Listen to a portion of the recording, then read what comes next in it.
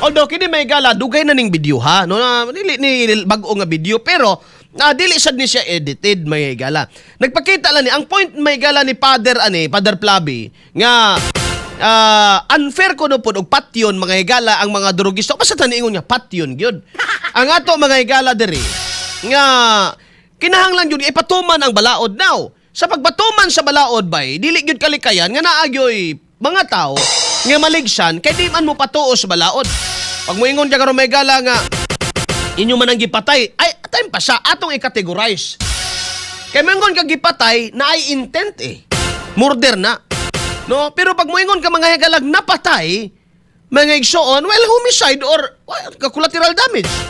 Ngano napatay man to? Ni sukol man. Oh, mananglitan ka na makaligis kag tao may galag ituyo din mo nang ligsan.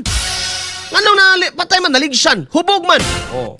Ano na siya mga katropa? Karon, ato ning hataga pagtagad. Dong baliw kog play ang video ano kapit na alas 8 dong. Ano kaya na to nakasugod ang mga video. Baliw ko Father. Imo na dre. May mga kilala ko nagbebenta ng 3 sachet kasi ang kita sa bawat sachet ay 50 pesos times 3, that's 150, pambaon po nila. Pambaon na ibinibigay sa mga anak. So, hindi talaga usapin pang drug addict.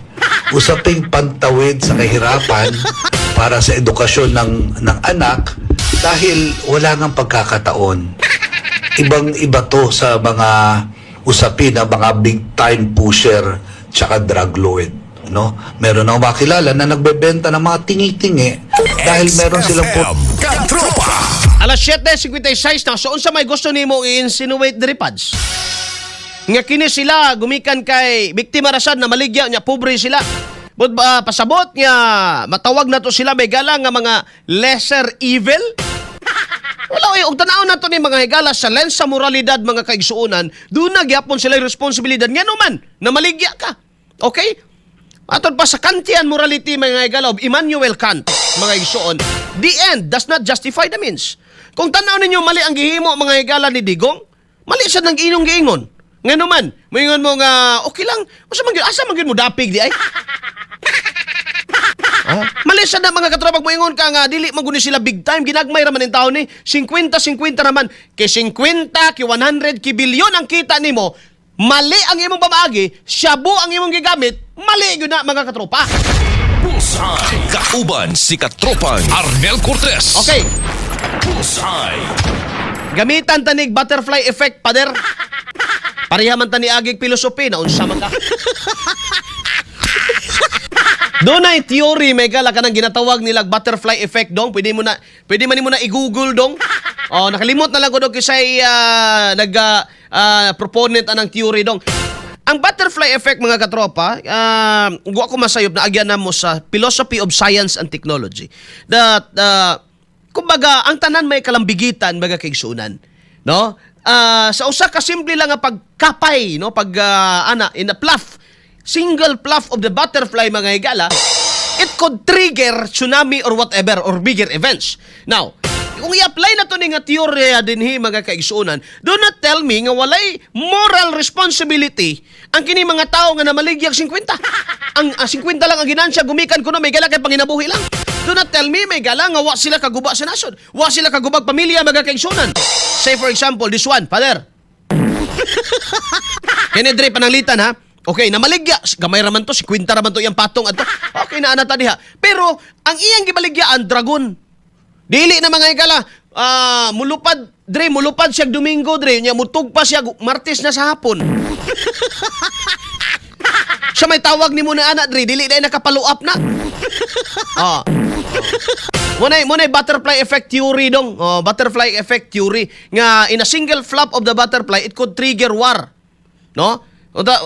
Pwede ni mo nang testingan dos tubig ba?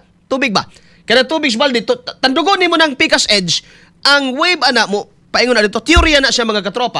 So, ano yun na ito na pagsabot mga igala? Ngani, namaligya ka o 50 naman Kato imong gibaligya ang dragon. Mulupad og Domingo sa hapon o sa buntag.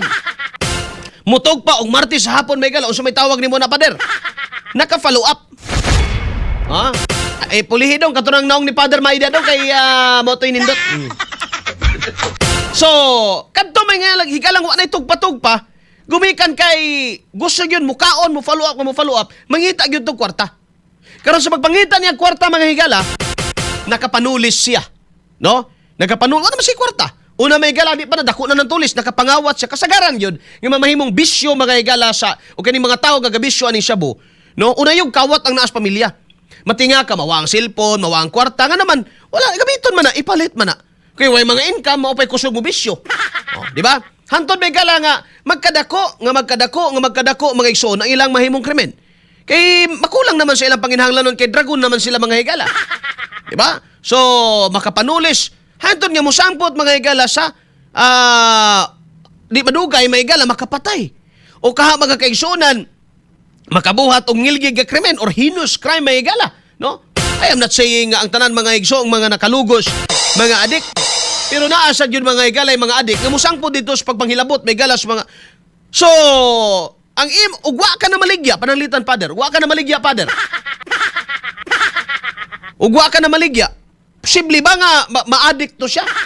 Nga ikaw karisoki. Nga moingon ra ka nga, lesser raman akong ginahimo kay 50-50 raman eh. Gambay ra may patong na kuan eh. Pang-igo raman ang tao ni, pang-balon sa... ako ang kuan. Ako ang mga bata. Mali na. Bullseye. Kauban si Katropang Arnel Cortez. Bullseye. Mali na siya, Pader. Dili na mao. Kay nakadaot kag gihapon ni ana ngadto sa mga kinabuhing inosente. Di ba? Oh. Cellphone Plus Gold. Mapalit sa mga butika sa inyong lugar.